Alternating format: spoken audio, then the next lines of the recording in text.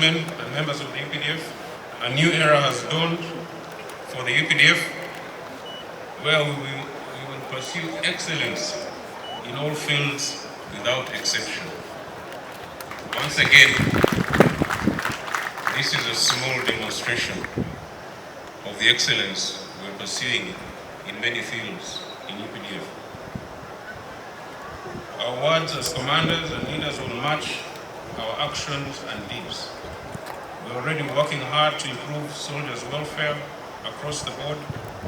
That is, where they sleep, where they work, how they feed, how they access medical care, how they dress, how they move, transport, i.e. transport and logistics, how their children access education services within the UPDF.